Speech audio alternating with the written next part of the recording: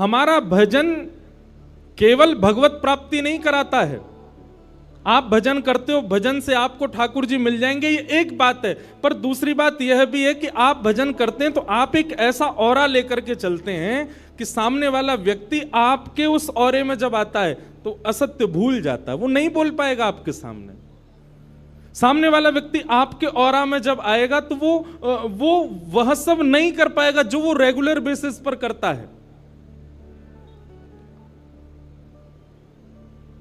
उस व्यक्ति के चित्त में कहीं ना कहीं ठाकुर जी के प्रति प्रेम प्रकट होता है। इसलिए भजन केवल इसलिए नहीं करना है कि हमको ठाकुर जी मिले, भजन इसलिए भी करना है कि वैष्णव जब चलता है, जब घूमता है, जब विचरण करता है, उसके विचरण से ना जाने कितनों का चित्त पवित्र होता है।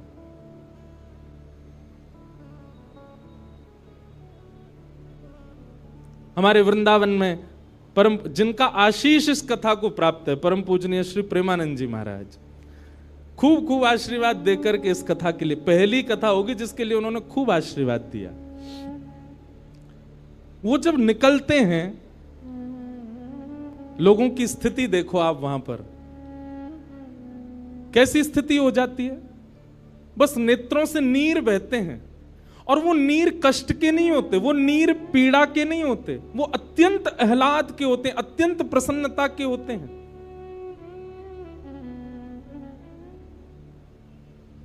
कितने लोग घुटने पर बैठ करके अपने विषादों को, अपनी जीवन की समस्त पीड़ाओं को केवल उनके दर्शन मात्र से उनको लगता है कि बस सब नष्ट हो गया। ये आज की बात नहीं है, सदा सर्वदा से हमारे भारत में ऐसे ऐसे लोग जन्म लिए हैं। इस्कॉन के स्थापक ऐसी भक्ति वेदांत स्वामी श्री प्रभुपाद, अरे महाराज, विदेश की भूमि पर जाकर के उनके दर्शन मात्र से अंग्ल देश के लोग हरे कृष्ण कृष्ण कृष्ण हरे हरे, हरे राम राम राम हरे हरे महामंत्र का उच्चारण करने, क्या जाने वो कौन कृष्ण, कौन बलराम, कौन यशोदा मैया। बुरा नहीं मानिएगा, दुर्भाग्यवश हम सनातनी लोगों के बच्चे इतना नहीं जानते होंगे, पर भक्ति वेदांत स्वामी श्री प्रभुपाद जी की कृपा से अंग्रेजों के बच्चे, उनको गीता के 700 श्लोक याद है, उनको भगवत गीता कंठस्थ है, उनको ठाकुर जी की पूरी लीलाएं याद है। स्वामी श्री विवेकानंद, किन किन का नाम लें हम, इनकी उपस्थिति मात्र से, इनके आने, रियल इन्फ्लुएंसर इनको कहा जाता है। किनको कहा जाएगा? जो आपकी बुरी आदतों को भी केवल अपनी उपस्थिति मात्र से नष्ट कर दे। अरे बोलना तो बहुत आगे की बात है, प्रवचन करना बहुत आगे की, वो खड़े हो जाएं सामने, आप कुछ गलत कर नहीं सकते। क्यों? क्योंकि उनके भजन में इतनी सामर्थ्य है, उनके भाव में इतना बल है कि आप उनके सन्मुख कुछ अपशब्द बोले ही नहीं सकते, सोच ही नहीं सकते। दुनिया के सामने आप नेत्र बंद करो तो आपके चिंतन में विषय भी आ जाएंगे, आपके चिंतन में सांसारिक वस्तुएं भी आ जाएंगी, पर आप किसी ऐसे वैष्णव के सामने खड़े हो, आप चाह कर के भी विषय का चिंतन नहीं कर सकते, आप चाह कर के भी संसारी भोग विलासों को सोच नहीं सकते। इसलिए भजन केवल इसलिए नहीं करना है कि हमको ठाकुर जी मिलेंगे, भजन इसलिए भी करना है क्योंकि भजन करने से जब आप चलते हैं, फिरते हैं, घूमते हैं, बैठते हैं, उठते हैं, तो आपके भजन के प्रभाव से कितनों पर क्या क्या प्रभाव हो रहा है आप नहीं जानते। भगवान सत्य है, कितना भी बड़ा झूठा व्यक्ति क्यों ना हो, ठाकुर जी के आगे सत्य ही बोलता है, वहां असत्य नहीं बोल सकता। हम एक बात कथा में कहा करते हैं, बहुत ध्यानपूर्वक सुने सब लोग, इधर देखो, यहां देखो, 3 घंटा बस हमको ही देखना आपको, और बिल्कुल यूं चिंता मत करियो कि हमने ज्यादा देखो तो व्यास जी को नजर लग जाएगी, बिल्कुल नहीं लगेगी। हमारे संग में ठाकुर जी हैं, कारे हैं, या को मतलब कारो काजल संग ही है, तो कोई नजर फजर नहीं लगेगी। आप भाव से कथा सुनो। हाँ, कोई आवे कोई जावे, आपका मन विचलित नहीं होना चाहिए, बड़े भाव से सुनो। तो भगवान सत्य हैं, अत्यंत असत्य बोलने वाला व्यक्ति भी ठाकुर जी के सामने असत्य नहीं बोल सकता, वहां सत्य ही प्रकट होता है। मैं कथाओं में कहा करता हूं, 108 माला रोज करने वाला, नित्य तिलक लगाने वाला, कंठी माला धारण करने वाला, एकादशी व्रत करने वाला, हर महीने वृंदावन जाने वाला, उस व्यक्ति का जितना पुण्य है, उस व्यक्ति की जितनी भक्ति है, उस व्यक्ति की जितनी श्रेष्ठता है, उतनी ही श्रेष्ठता उस व्यक्ति की भी है जो सत्य का आचरण करता है। भले ही वो तिलक नहीं लगाता है, भले ही वो एकादशी नहीं रखता है, भले ही वो कंठी नहीं पहन पाता, भले ही वो वृंदावन नहीं जा पाता, पर सत्य वचन बोलता है, सत्य का आचरण करता है, ऐसा व्यक्ति भी पुण्यात्मा है, ऐसा व्यक्ति भी साधक है। क्यों? वो सत्य की उपासना कर रहा है। तो भगवान का पहला स्वरूप क्या है? सत्य। वे सत्य हैं। और कैसे सत्य? बोले त्रिकालाबाधित सत्य हैं। जब हम नहीं थे वृंदावन तब भी था, आज हम हैं वृंदावन आज भी है, हम नहीं रहेंगे वृंदावन बिहारी लाल, कुंज बिहारी लाल, राधा रमन लाल तब भी रहेंगे। अरे जब ये स्वरूप प्रकट नहीं हुए थे वृंदावन तब भी था। वृंदावन कोई ब्रह्मा की बनाई कृति नहीं है। वृंदावन को तो हमारी श्यामा जी ने अपने स्वयं के निज कर से बनाया है। वृंदावन का एक एक कण, वृंदावन में एक एक पौधा, वृंदावन की एक एक गली कूचा, वृंदावन की एक एक वस्तु श्री जी ने पधराई है। इसलिए उसके प्रति कभी दुर्भावना नहीं लानी चाहिए चित्त में।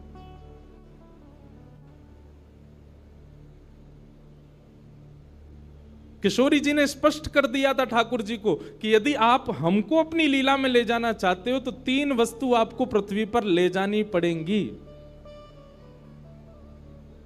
यत्र वृंदावनम नास्ति यत्र नो यमुना नदी यत्र गोवर्धनम नास्ति तत्र नो रमते मनः। वृंदावन, यमुना जी और श्री गोवर्धन, ये 3 ब्रह्मा ने नहीं बनाए हैं। इन तीनों का निर्माण श्री गोलोक धाम में स्वयं हमारी वृषभानु दुलारी श्यामा जी ने निज कर से किया है। श्री जी यहीं विरह करती रहती, यहीं विहार करती रहती हैं, कहीं नहीं जाती। जब ठाकुर जी आ रहे थे भूमि पर लीला करने के लिए, श्री जी को कहा आप भी चलो, तो श्री जी ने कहा ये 3 जहां होते मैं वहीं रहती हूं, मेरा इनके अलावा मन नहीं लगता। तब ठाकुर जी गोलोक धाम से रेप्लिका भी नहीं, कॉपी भी नहीं, साक्षात वृंदावन, यमुना जी और श्री गोवर्धन को लेकर के वृंदावन आए, भूमि पर आए और आकर के उसको व्यवस्थित किया। तब हमारी किशोरी जी पधारी, तब हमारी लाडली जी आई। इतना प्रिय है किशोरी जी को वृंदावन। आज कथा में आने से पहले वृंदावन महिमामृत एक ग्रंथ है, उस ग्रंथ को मैं देख रहा था। तो उस ग्रंथ में श्री प्रबोधानंद सरस्वती वो वृंदावन की महिमा बताते हुए कहते हैं, बहुत ध्यान से सुनिएगा।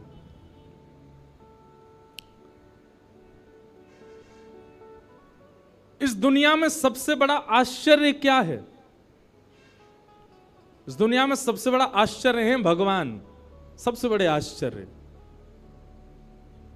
और उन आश्चर्य रूपी भगवान ने दुनिया बनाई तो निश्चित है कि दुनिया भी आश्चर्य रूप से भरपूर है। वो 7 वंडर्स नहीं, 7 आश्चर्य नहीं जो लोग देखने जाते हैं, पर दुनिया में हर वस्तु, मैं भी आश्चर्य हूं, आप भी आश्चर्य हो, हम सब आश्चर्य हैं। क्यों? क्योंकि हमको आश्चर्य रूपी भगवान ने बनाया है। आश्चर्य का मतलब समझते हैं ना? आश्चर्य रूपी भगवान ने सृष्टि को बनाया तो निश्चित है कि सृष्टि आश्चर्यजनक है। आश्चर्यजनक भगवान ने आश्चर्यजनक सृष्टि को बनाया, पर ऐसे आश्चर्यजनक भगवान जिनको देख के ब्रह्मा भी आश्चर्यचकित हो जाता है, वह श्री कृष्ण भी वृंदावन को देख करके आश्चर्य में रहते हैं। वह श्री जी भी वृंदावन को देख करके आश्चर्य में रहती हैं। वह सब सखियां भी, बलराम जी भी, ये सब वृंदावन को देख करके आश्चर्य में रहते हैं कि ये कैसा है। श्रीमद् भागवत में केवल वृंदावन के लिए लिखा है, वृंदावनम संप्रविश्य सर्वकाल सुखावम। ठाकुर जी इतने प्रसन्न हुए, जैसे ही वृंदावन आए तो वृंदावन आते ही ठाकुर जी की प्रसन्नता में नेत्रों से अश्रुबिंदु प्रकट हो गए। इतने प्रसन्न हो गए ठाकुर जी। और वृंदावन में ठाकुर जी को कुछ करना, वो तो बात की बात है, बस ठाकुर जी को बैठे रहना ही पसंद है। वहां की ब्यार चलती रहे, वृंदावन के वृक्ष झूमते रहें, वृंदावन में ठाकुर जी को बैठना प्रिय है, केवल देखते रहना प्रिय है। इतना प्रिय है ठाकुर जी को वृंदावन। ऐसा वृंदावन, तो वृंदावन भी सत्य है। जैसे ठाकुर जी का स्वरूप सत्य है, वृंदावन भी सत्य है। क्यों? हजारों लोग वृंदावन जाते हैं और सबके चित्त में वृंदावन ऐसे घर करके बैठ जाता है। जो एक बार जावे, वृंदावन में भीड़ खूब, वृंदावन में व्यवस्था इतनी ज्यादा नहीं है, वृंदावन में प्रशासन के इतने वो हैं, बिहारी जी भी अगर दर्शन करना हो तो बहुत योजनाएं बनानी पड़ती हैं, पर फिर भी वृंदावन सबको इतना प्रिय क्यों है? क्योंकि वह वृंदावन ठाकुर जी को अति प्रिय है। इसलिए जब वृंदावन रसामृत पद लिखा गया तो उस पद की प्रथम पंक्ति में यही शब्द आए, श्यामा हृदय कमल सो प्रगट्यो।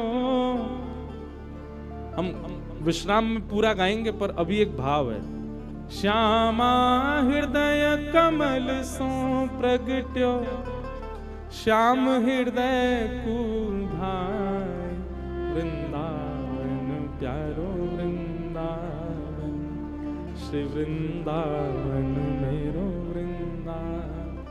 वृंदावन किशोरी जी के हृदय से प्रकट हुआ है। और जब किशोरी जी के हृदय से वृंदावन प्रकट हुआ तो ठाकुर जी को वृंदावन ने इतना भाया, इतना भाया, इतना भाया। अरे भैया, किसी को कोई स्थान भा जाए तो वो वहां एक घर बनाता है। जैसे चंडीगढ़ के लोगों को शिमला भा जाए तो शिमला में एक घर बना लेते, ज्यादा पैसा आ जाए तो। और पैसा नहीं भी आए तो उसका ड्रीम क्या होता? पैसा आएगा तो सबसे पहले क्या करेंगे? बोलो, शिमला में घर बनाएंगे।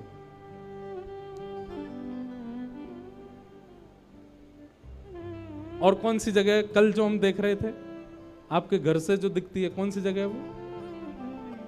कसौली, वहां घर बनाएंगे। किसी को कोई स्थान भा जाए तो वहां एक घर बनाने की सबका ड्रीम होता है। पहाड़ पर तो विशेष रूप से। हमारे ठाकुर जी ने वृंदावन में 5000 घर बनाए। कितने?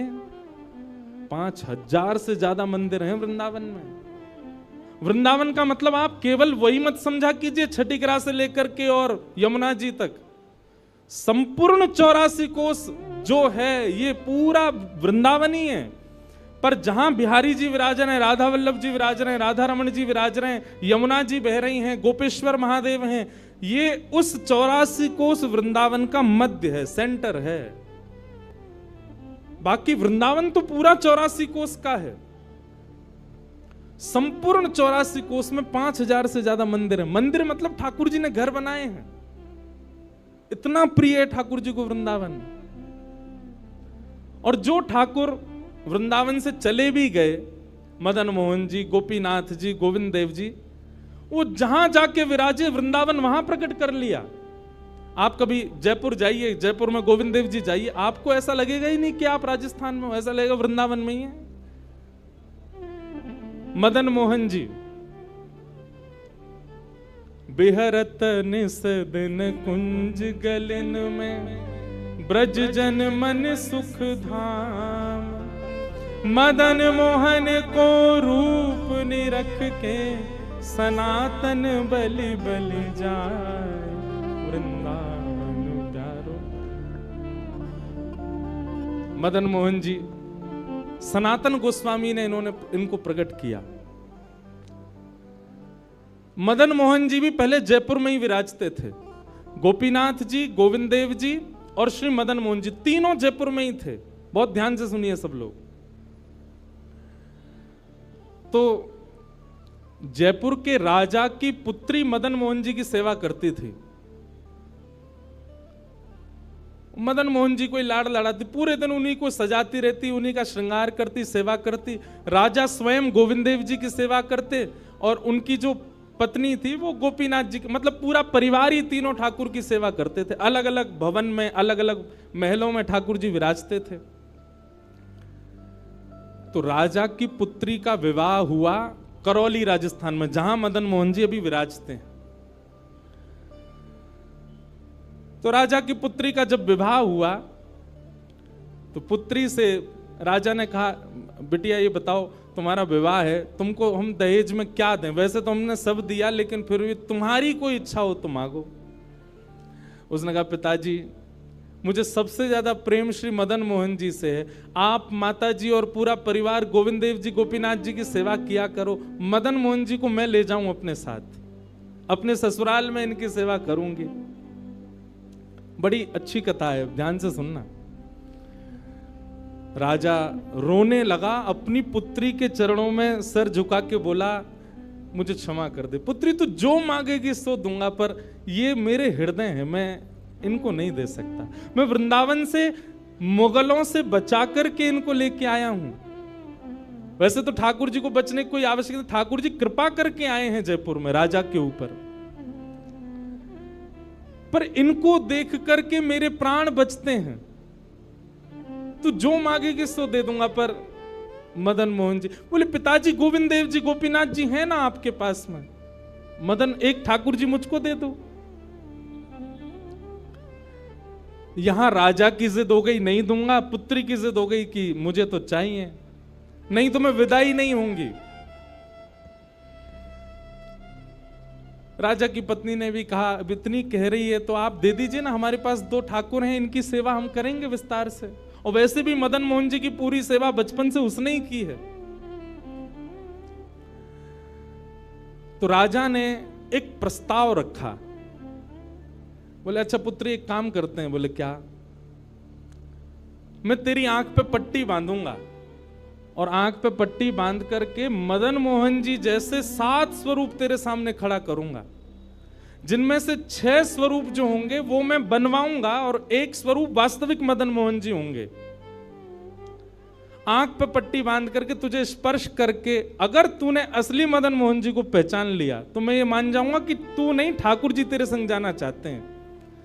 ठाकुर जी की इच्छा पता चल जाएगी।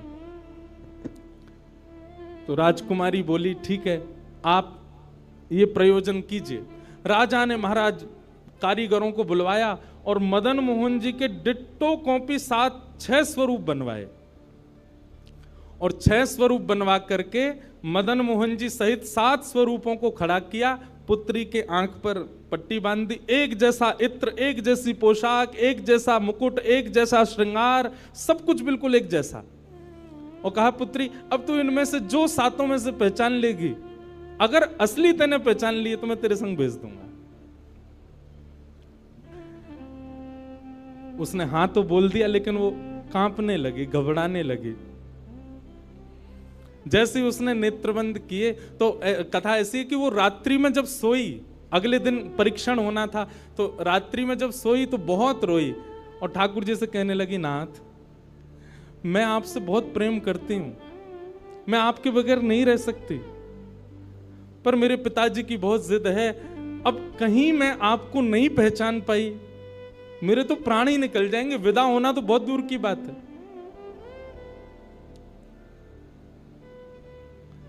रुदन करते करते करते करते, बंधुओं एक मेरी बात बहुत ध्यान से सुनिएगा, कभी ठाकुर जी के विरह में यदि आपके अश्रु नहीं आए हैं ना, तो अभी आप भक्ति के भाव से बहुत दूर हो।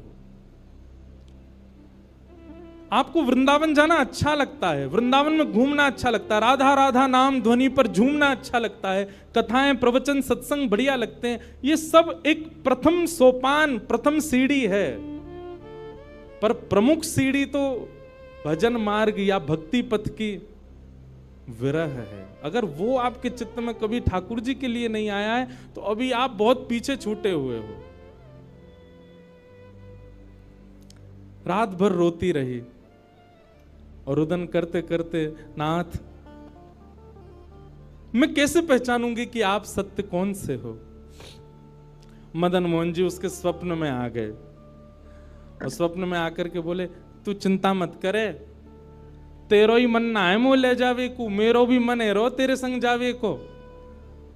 अरे जे सब मेरी सेवा तो करें, पर तेरी जैसी सेवा तो कोई करेगा ना, मेरो भी बड़ो मन है तेरे संग चलवे को। तो उसने कहा, तो नाथ कुछ कृपा तो करो। बोले हाँ मैं एक काम करूंगा। बोले कहा, तू सबरे स्वरूपन को जब स्पर्श करेगी ना, तो असली मदन मोहन जो मैं हूं, तू मेरे हाथन को स्पर्श करियो। तो हाथ कैसे? ऐसे।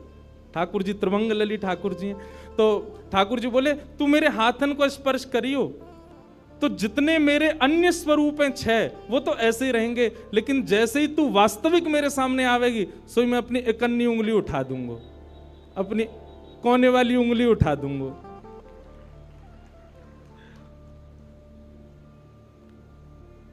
ठाकुर जी कितना प्रेम करते हैं अपने भक्त से।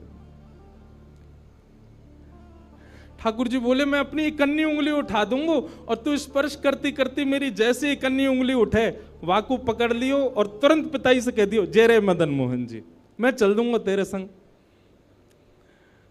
अब तो दूसरे दिन वो पिताजी के पास गए, पिताजी जल्दी करिए, कब चलना है, कब? बोले तुझे तो इतना विश्वास है जैसे तू वास्तविक में मदन मोहन जी को ले ही जाएगी, लेकिन बिटिया तू भी याद रखियो, मैंने ऐसे स्वरूप बनवाए हैं कि कोई बता ही नहीं सकता कि असली मदन मोहन कौन से।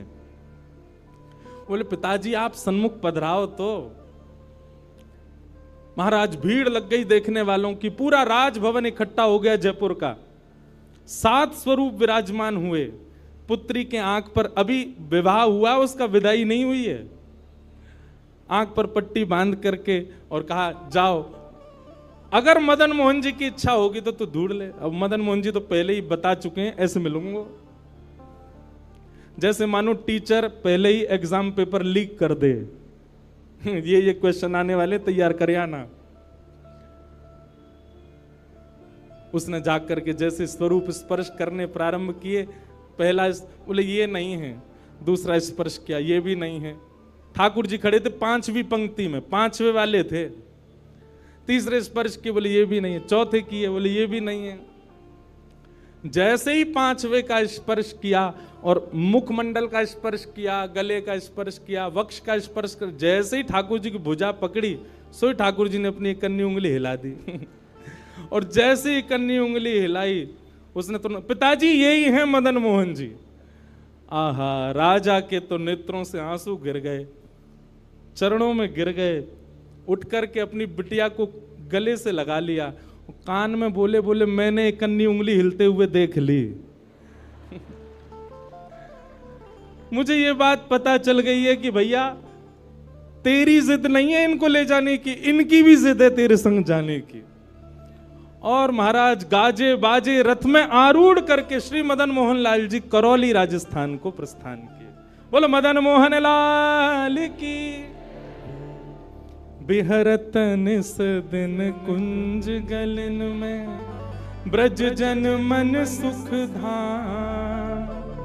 मदन मोहन को रूप निरख के, मदन मोहन को रूप निरख, सनातन बल बल जाए। वृंदावन प्यारो वृंदावन, श्री वृंदावन मेरो। ये भैया ऐसे ही भजन नहीं बना है, ये ऐसे ही आपके झूमने के लिए कीर्तन नहीं, ये पूरा वृंदावन समाविष्ट करवा दिया हमारे गिरधर लाल जी ने एक ही पद में। पूरा वृंदावन विराज रहा है।